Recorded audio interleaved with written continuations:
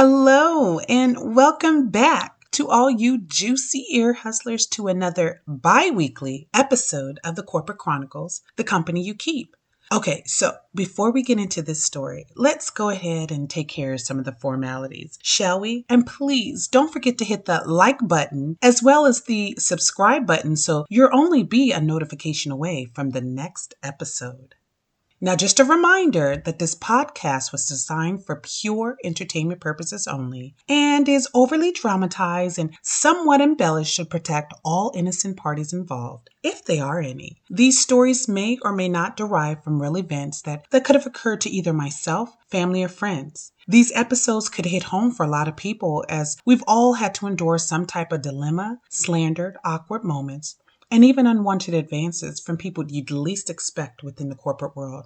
I say all this because I want you to keep in mind that these stories are being told because the corporate world can be the biggest beast of them all. Yet it hides behind this white collar, white glove image from a 1,000-yard view. But I'm here to help you remove your rose-colored glasses and give you an upfront look of some salacious, crude, unsolicited, and thought-provoking scenarios. Once you've heard the story as I've told it, it's up to you to decide whether it's based on real events or simply fiction. And how would you handle the same situation if it happened to you? You will now become the narrator and complete the story as you see fit. So I implore you to sit back, relax, and listen to a tale of tea and teas for your pure entertainment pleasure. Episode 7, Target Practice. We're all, hopefully, working towards building something better for ourselves. However, we first need to establish a great base, a foundation, something stable and strong that can hold the biggest structure that our minds could possibly imagine, and even beyond that. Well, in the corporate world, the equivalency of working towards better is deemed as promotions or new job prospects. And with establishing a foundation translating to developing skills by way of education or OJT experiences. See, once we have training and initiative on our side, there should be no stopping our reach, no matter the target's distance. Our only limitations are the ones we set ourselves or allow others to persuade us into thinking, which still falls on our shoulders. Companies sometimes remind me of a typical relationship. At first, they try and flirt with you, of course the ones that they're interested in, during the interview process by making it seem like you'd be missing out if you didn't work for them.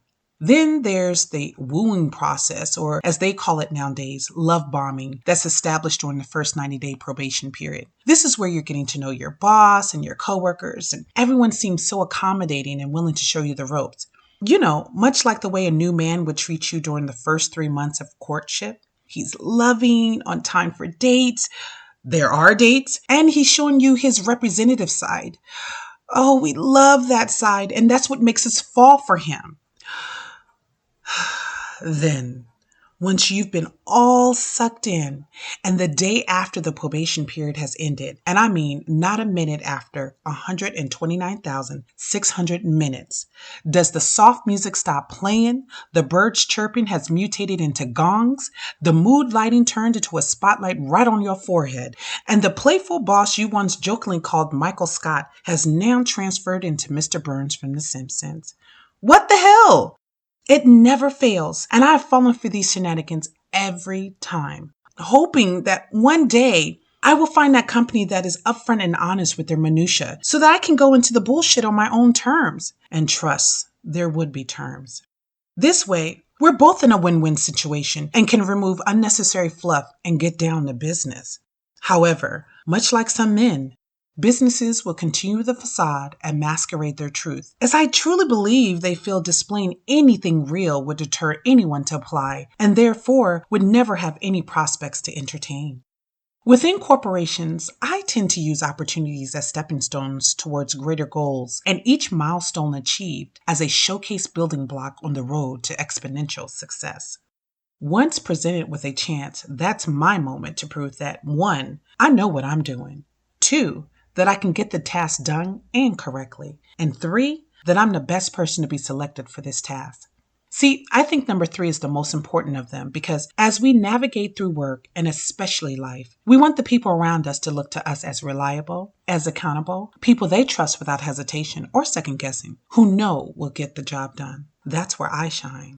I do my due diligence in all that I do and ensure that the work submitted has the I's dotted and the T's crossed to the gods. I do my homework by knowing who my end users will be and how they like things presented to them. Does a deadline date mean they expect it 2 days before or on the day of? Does it offend them if I call to ask questions or are emails their best mode of communication? Do I provide additional details or giving them only what they ask for will suffice? Understanding the people you work for and with will help you so much better in the long run to success. The saying you catch more bees with honey is true, and just as true as you will catch more flies with shit. So know the difference between being the shit and just being shit. Working for this enterprise for many years now, the honeymoon stage hit its expiration date many moons ago, but I had figured out its main objective, outside of making money, was to build a great reputation. It prided itself on having a household name, a business model of reliability. It was community facing and had a repetitive customer base. It even built its mission statement around these key principles and bragged about its equal opportunities and fairness within and out of the company. So there should be no reason as to why there would be a concern when it comes to promoting employees within departments, correct? It's a typical firefighting Monday, and per usual, we had our meeting at 11 a.m., which was always a disruption from the current task at hand, and the meeting was consistently met by annoyances from coworkers, myself included.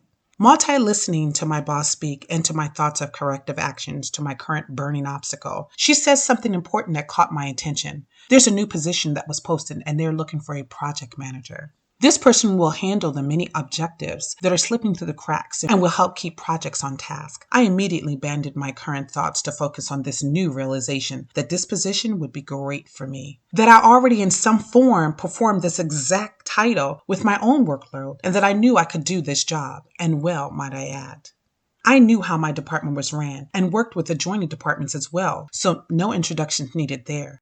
This job was a great fit for my skills, but I was worried that others would incur the same insight and therefore will have great competition ahead of me, and I was up for the challenge. Before leaving the meeting, my boss had asked me to stay behind while the others vacated. She wanted to know my thoughts on a new position mentioned and if I would be interested. I was overwhelmed that she even thought about me as a possibility, as she would always tease me and say that she never wanted me to leave my current job. From my face expression, she responded with a smirk and concurred to my astonishment of her bringing this to my attention, but feels I would be the best person to handle this title and perform it well.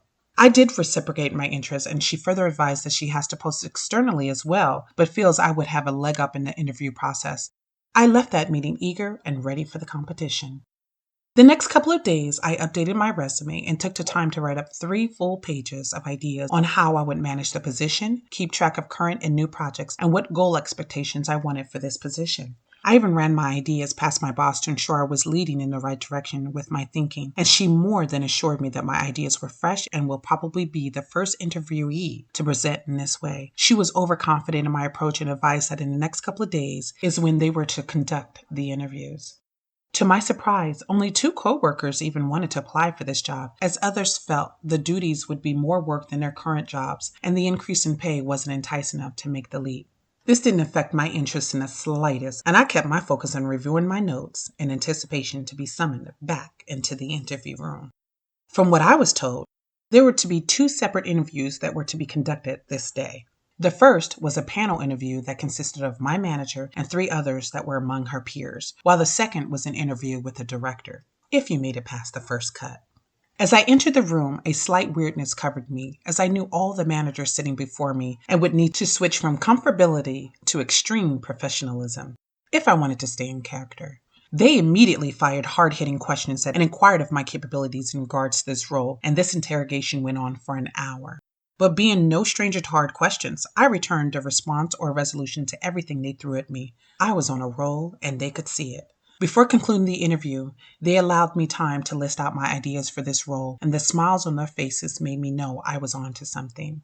One manager even told me he appreciated that I took this interview seriously and that I put thought into not only this position, but also incorporating this role into making the department more efficient. He was impressed, and I was even impressed with myself too. A few hours went by, and I was finally notified that I would have a final interview with the director, and I was elated. I hadn't known this director long, as he was new to the department and just as equally new to the company as well.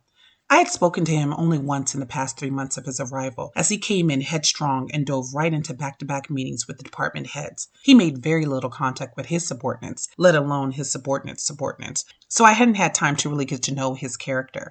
Rumor has it that he's a no-nonsense, arrogant, cocky man that believes it's either his way or the doorway. That he came into the company with something to prove and wasn't going to let anyone stand in his way. I swear, these types of pricks are a dime a dozen. They get hired into a company, jump into making drastic changes, barking orders and being demanding, to only fall flat because they failed to do their full due diligence. Because had they, they'd know that their new idea had been done and failed multiple times. Next.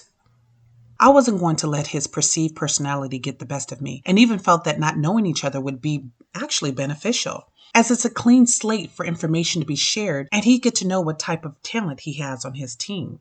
This made me even more excited to have this one-on-one with him, as I could learn firsthand of what he's about as well. I received a call from his admin that he was ready for our interview and for me to meet him in the meeting room. Upon entering, I see that he hasn't arrived yet, but it just gave me an opportunity to rehearse in my head my introduction. Walking in 10 minutes late, I see there is no remorse reflected on his face, while his mouth tried to voice a sympathetic, "Excuse my tardiness." Okay, I see this is off to a great start, but I still continued to plaster a smile on my face and slid him over a copy of my resume to review together. After my full introduction, I looked to him to start the interview, but he started to talk about the cloudy day outside and whether or not I enjoyed the rain. I entertained his inquiry and then became quiet to signify that I'm ready for the interview to begin. He then looks at me and says, "So tell me about yourself." I perked up and started to rattle off my last 10 years of my resume history, and he interjected and said, "No, I mean, tell me about you personally. Were you born in this state? Do you have siblings, kids, etc.?" I was floored. What does knowing about my personal life have to do with anything? But I decided to discuss my past 10 years of personal life and weave it into my positions held to the corresponding events. I then said, "I have 3 pages of ideas that I want to share with you in regards to this role that I think you'd be interested in hearing." As I started down a list, he stops me in mid-sentence and says, "I'm sure you have great ideas and I'd love to hear them someday, but right now I need to head to another meeting." I couldn't believe this. I quickly asked him if he was going to ask me anything about my skill set as it pertains to this job, and he looks at me and tells me that he doesn't think I've worked at a big corporation that could prepare me for this role. I push my resume towards him and he pushes it right back and says, "I've seen where you work, but they're all mid-sized companies." And I replied, "2 of those companies reside on the Fortune 500, and they are both national businesses, with one including international reach." I advised him that our current company isn't even on the Fortune 500, but he just said that we had more employees, and because of that, he felt I wasn't up for the challenge. He stood up, thanked me for coming in, and left me sitting there alone in a haze of confusion. He never asked me one question that pertained to the position, and he could have at least let me address his concerns to fully vet me, but his mind was made prior to our meeting. In those fickle 5 minutes, he dismissed any hopes I had in obtaining this targeted goal. He negated the efforts made in wanting to be successful for the department, and he confirmed that the rumors are in fact evidence of his true character. I felt so defeated and couldn't comprehend why he wouldn't hear me out. I even rehashed our first encounter, but it was so brief that it left no room for error or mistakes on my part. So, again, I'm at a loss of words, of energy, and a new job. Needless to say, I was not promoted, and the feedback I received from my boss was that he owned the final vote on whom to hire. He wanted some outside blood to mix in with the current staff, and his mind was set. She told me that I was actually the best person for the job, and that 2 of the 3 managers agreed with her. However, they couldn't go against their new boss. She too felt that I wasn't provided a fair chance and now had to hire someone that she felt was second runner-up. The first runner-up decided to decline the position. A few weeks had passed, and the new person is trying to acclimate into her new role, but is having some difficulties getting on the right track. She was nice, but not very personable, and having a personality goes a long way at a new workplace, and this was starting to take a toll on her. She was having issues obtaining data from our system, didn't know how to approach others together, needed information, and was a little awkward in her mannerisms. Seeing her struggle a bit, my boss decides to call me into our office to have a discussion with me.